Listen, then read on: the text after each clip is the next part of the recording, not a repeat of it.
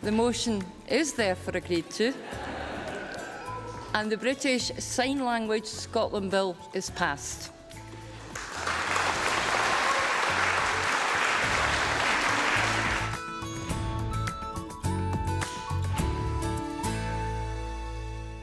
The 17th of September 2015 was probably the most important day ever in the history of British Sign Language. Right here where I'm standing, the Scottish Parliament gave BSL legal status for the very first time. But in this programme, we'll show how this is only the latest, and definitely not the last, stage in the long battle for BSL.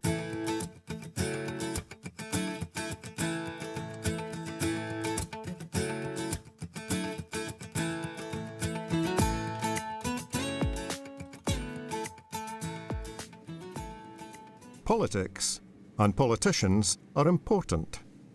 The decisions they make affect all of us. But the big question is, how will this new law improve the lives of deaf people?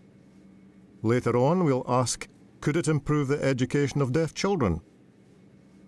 Because it was the banning of BSL and deaf teachers that ruined education for generations of deaf children.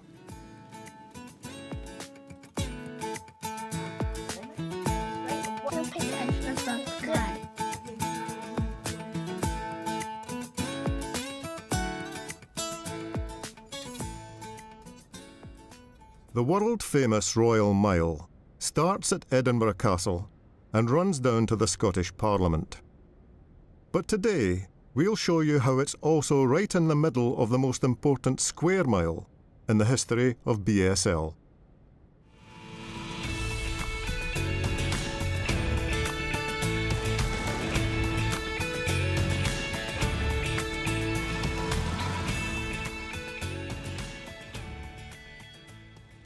In 1428, nearly 600 years ago, King James I of Scotland had a daughter.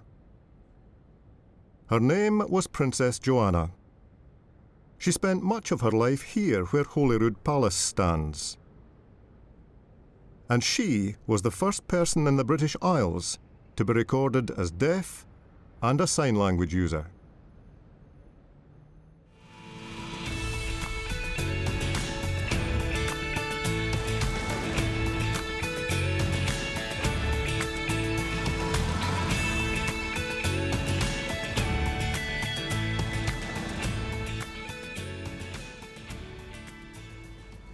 Leap forward 300 years. Just a short distance from Holyrood and about half a mile from the Scottish Parliament, the first deaf school in Britain was opened here in Edinburgh. It was set up by Thomas Braidwood in 1760. That's how this area got its name, Dummy Dykes.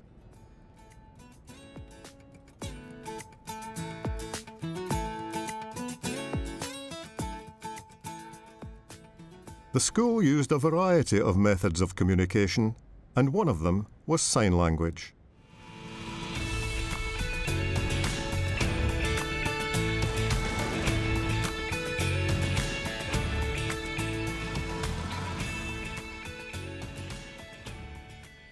But it was another 200 years later, 40 years ago, just across the road from where Braidwood's school used to be, that the real battle for BSL began.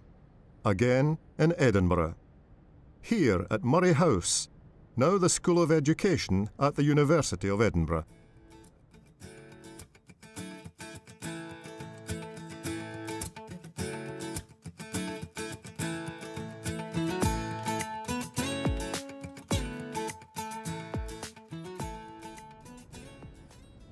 In 1975, Mary Brennan, a lecturer at Murray House, published an article called "Can Deaf Children Acquire Language?" 200 years after Braidwood's school, the education of deaf children had gone backwards. In most schools, deaf children were not allowed to sign at all. School was really oppressive. Speech was compulsory, signing was banned. Schools used the pure oral system, so children weren't so much taught how to write English. Instead, they were drilled into trying to learn how to speak. It was really distressing. Deaf education was very poor. Hardly anybody left school with any qualifications. Most left school for poor quality jobs, factory work. Their English literacy was very low level because of oralism. Teaching was lost on them. Communication was dysfunctional. The education was poor because the teachers just couldn't communicate with the children. Mary Brennan said sign language should be used to improve deaf children's education. And for the very first time, she gave a name to the sign language used by deaf people in Britain: British Sign Language, BSL.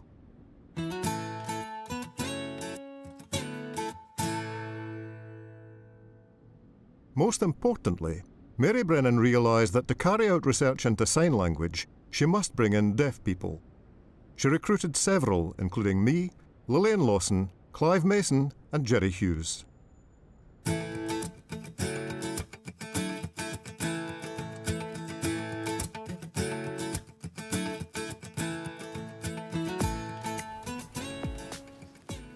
She asked me to try again with a different deaf person signing, so I wrote down what they said and showed it to her. She said, "How'd you know?"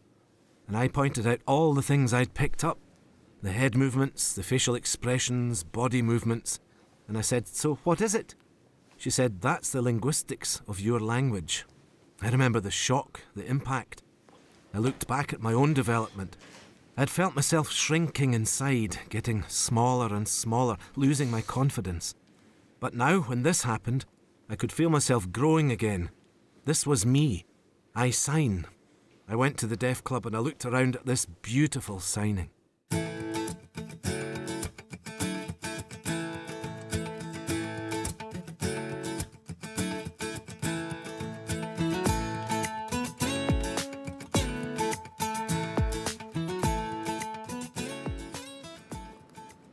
For me, what was important was that it was a proper language.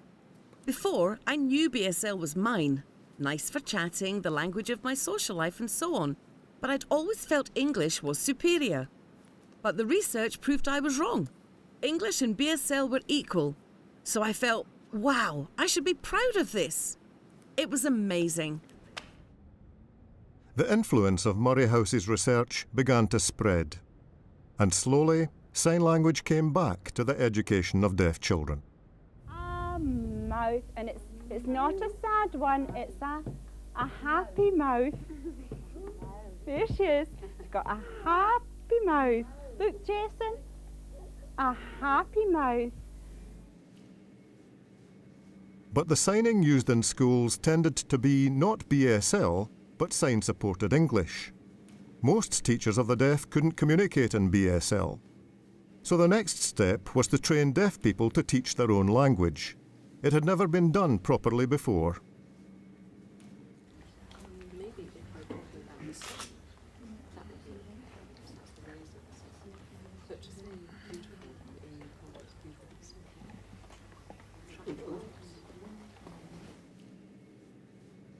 Beginning in 1986, the British Sign Language Training Agency at Durham University trained more than 200 deaf BSL teachers. At the same time, in collaboration with the British Deaf Association, we were also working on this, the first BSL dictionary.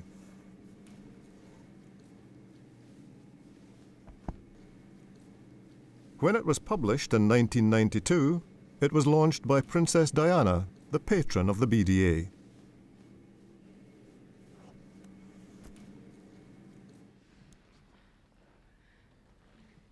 I am very happy to be here at the launch,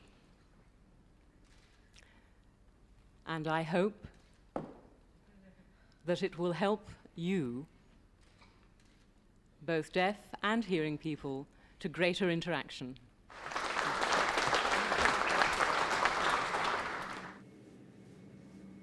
With the launch of the dictionary, by the most famous woman in the world, academic recognition and growing public awareness of BSL came together.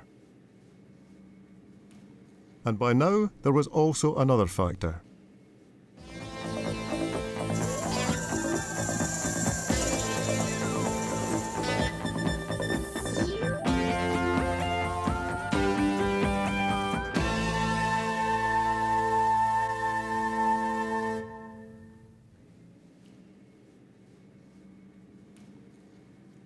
1981 saw the beginning of regular BSL programmes on TV.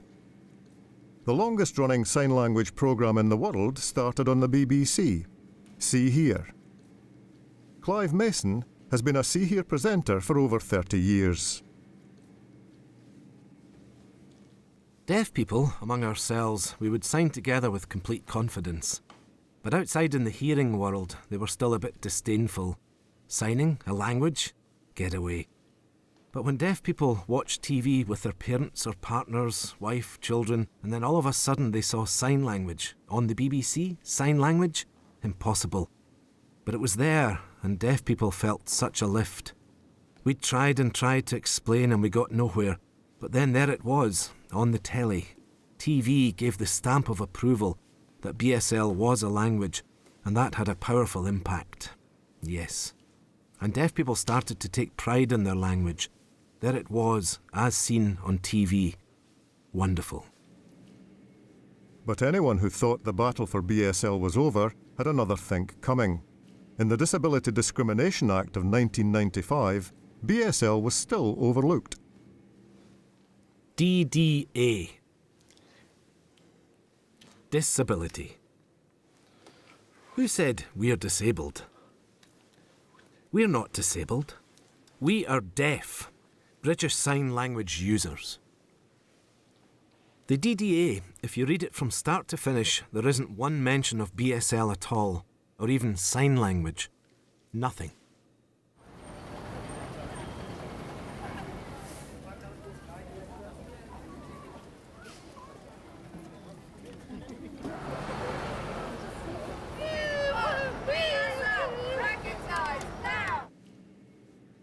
Starting in 1999, BSL marches were held in London and all over Britain. The Federation of Deaf People and other organisations demanded official recognition for BSL. In 2003, the government said it did recognise BSL as a language. I remember very well in 2003 when the UK government made this big announcement that BSL was recognised as a language. I knew straight away it wasn't enough. It was worthless because it was only a statement. Deaf people had been badgering them, so they just wanted us to shut up and go away. They said they accepted the language, but I knew there was no legal recognition. We needed more than that.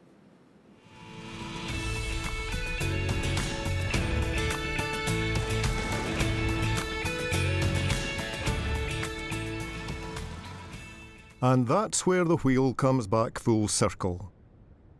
In 1999, in Edinburgh, Scotland got a new parliament. Deaf people and organisations saw the opportunity for some fresh thinking and a new approach. That concludes decision time, and we move now to the members' business debate on sign language. Less than a year after it opened, the Scottish Parliament mounted a full debate on BSL. There is a very real need to promote BSL and to increase the general public's awareness of its existence and its importance to so many people. I believe the Scottish Parliament should be leading the way. It was a really interesting time. Cathy Craigie first came to see me because she was preparing for a debate on a motion about BSL in Parliament. Well, it was the deaf community themselves in the early days of the Scottish Parliament. They'd organised a lobby to which MSPs were invited. I went along, met a young man who was a BSL user, just about the same age as my son, and listened to him and hearing about all the difficulties he had to and hoops he had to climb through. That's what sparked my interest. We got to know each other. Then, when I became director, I remembered Cathy. So I went to see her and suggested, why not set up a cross-party group on deafness? So we agreed that was a good idea, and that was the start of us working together for 11 years. Lillian Lawson was by now Director of the Scottish Council on Deafness, SCOD. Together, she and Cathy Craigie began the long journey towards a BSL Act. I think we thought that legislation was the only way that we were going to get the recognition and any progress, and for BSL was to go for legislation. So it was a cross-party group agreed that we were going to do legislation, and I was the tool, if you like, that was going to take that through the Parliament. If Cathy Craiggie's first bill had passed, it would have been lovely, because education was included in it. Deaf children would have been allowed the option of learning BSL in school. But unfortunately, she lost her seat at the election. In 2011, Cathy Craigie lost her seat in the Scottish parliamentary election. But the idea of a BSL bill was picked up by new MSP Mark Griffin. I had two great-grandparents who were deaf-blind. They met through the Deaf Club, and I was brought up on stories about how difficult they found accessing services that lots of people take for granted. And when I got elected to the Scottish Parliament, I joined the cross-party group on deafness and heard about some of the people who are deaf in Scotland still facing the exact same challenges as my great-grandparents faced generations ago today, and I thought, no, something really has to be done. Mark Griffin began to prepare a new BSL bill to bring before the Scottish Parliament. He put it out for public consultation. I remember thinking, Mark Griffin, who's he? What can he do? How can he help? Then I remember when the Facebook group was set up. That was different. I remember some organisations held an evening meeting trying to explain what was happening. Deep inside me, I was hoping we weren't going to be shafted again. No, we've had enough. I think everybody started to feel these vibes, the excitement. When the Scottish Parliament set up the Facebook group, that really raised the flag. Deaf people were flooding it with comments, in BSL as well. I think that was what really got the excitement going. Deaf people got really involved in the process. That was it. Frankie McLean of Edinburgh-based Deaf Action. By now, the Scottish Government had also given its support to the bill. And on the 17th of September 2015, the bill reached its final stage in the Scottish Parliament.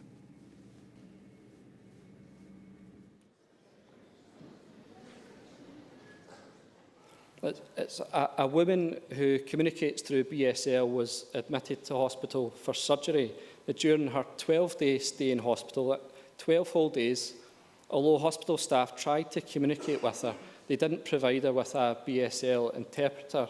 That was despite the woman repeatedly pointing to a poster for interpreter services and twice handing staff a BSL interpreter's card. We need to make sure that BSL is available to young people in school, that the signer has adequate knowledge of the subject to translate it back to the pupil in a way that will allow them to attain the same as hearing pupils in the school. Every single pupil in first year at Dingwall Academy gets 16 hours of BSL. Every pupil. I saw it for myself. MSPs, one after another, made their speeches with a very high level of knowledge and awareness. They'd obviously consulted, they'd got it right, and their speeches hit all the right notes about education, BSL must be learned early. The level of teachers signing has got to improve a lot. But before I finish, I want to make it clear that the Scottish Government recognises deafness as a culture and British Sign Language as a language. So we intend to establish a BSL National Advisory Group which will advise Scottish ministers on the content of the National Plan. The group will include a significant proportion of deaf BSL users. The next question is that motion number 14111, in the name of Mark Griffin, on the British Sign Language Scotland Bill be agreed to. Are we all agreed? Yes.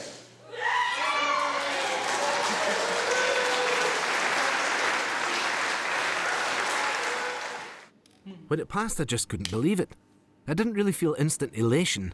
I was just kind of bowled over. I felt a quiet determination that this was the time to really roll up our sleeves, get on with the work. I didn't think that was it, job over. No, this was just the start. As we said earlier, what matters is how the new law will improve the lives of deaf people, and in particular, the education of deaf children. So what improvements would parents and teachers like to see? We went to Windsor Park School in Falkirk. Head teacher Cathy Finestone was a student at Murray House in the 1970s. She was taught by Mary Brennan.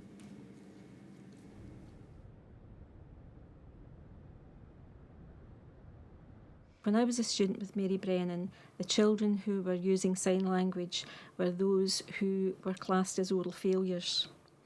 And these were children really that the system was failing. And from then I quickly realised that how important sign language was for these children, and I would promote that continually. When we are retelling, what things do we have to include?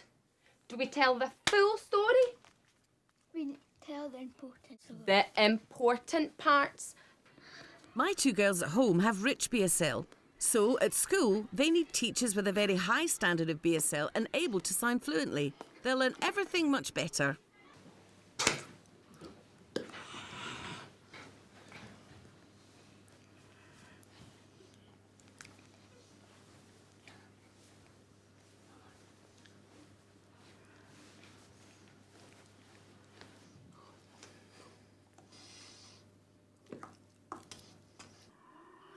Now, I teach in the school here, primary school and high school pupils, all the deaf pupils, and hearing pupils as well. They can all sign from basic level up to levels 1 and 2. Also parents who have deaf children, because it's important so they can communicate with their child.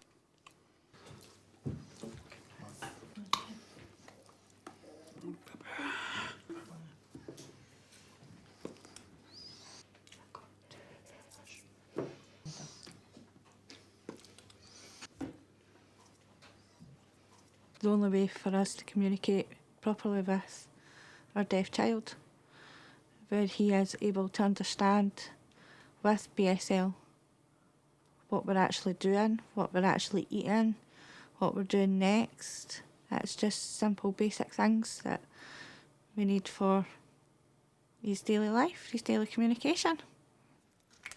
It's shaggy. Yeah!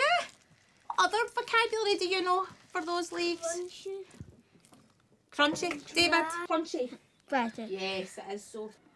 What I'd like to see is deaf schools as well as mainstream schools, so that when parents have a deaf baby and go to the audiologist, they would be given a choice of either a deaf school or a mainstream school, depending on what was best for their child. Deaf children are all different. Some can fit into mainstream. Others feel much more confident in a deaf school surrounded by signing. What did we use to help us? Yes, we did. We used Y words, that's right. Education has always been the main driving force of deaf campaigners. It was what kick-started Mary Brennan's research into BSL 40 years ago. But the BSL Act doesn't specifically mention education, so isn't that a weakness? Compared with what I was hoping for, I feel the Act is weaker because education has been left out. But we should be happy because we do have BSL recognition. That's the main thing. So it is weaker, but it gives us the opportunity to keep lobbying our MSPs for amendments that will make it stronger and stronger. So I feel very hopeful for the future. The bill itself didn't mention education. It didn't mention any service at all. But what it did do was say that every public authority should set out how they consider BSL users and the provision of their services. And that covers local authorities who deliver education in Scotland. So local authorities need to consider, by law, the needs and requirements of BSL users. Alistair Allen is the Scottish Government Minister responsible for seeing the BSL Act carried out. Scotland's local authorities will have to report on what they're doing for BSL users, and I would like to think that that will include what they're doing within schools, and I'm sure that that will include what they're doing within schools. I'm hoping to see more deaf people become involved in teaching, because it will be good for other teachers to listen to what deaf teachers have to say. But how can deaf people in Scotland be sure that this time it's for real? That they will not, as Jerry Hughes said earlier, be shafted yet again? What stage are we at now in the battle for BSL? The owners of the BSL Act will be deaf BSL users themselves. They will be the people who are on the National Advisory Group. They will be the people who will be informing the government's decisions as we go forward. It's up to them to set out the priorities for the government rather than being dictated to from on high. Now that we've got the Act, does that mean deaf people can take it easy, relax? No, we must remain active, get involved, keep on hammering away for what's important, what we want to happen. We must, because if we just sit back and think that's it, other people will rub their hands and hijack the process. They'll take charge. Who are the important people here? Deaf people, those who use BSL. They must be at the heart of the process. I was speaking to one young BSL user very recently who said that for the first time she really felt she had a stake in Scotland. She felt it was something as big as that. She felt that she was now part of the community in Scotland. I'm pleased Scotland has taken the lead. We're the first to pass a law.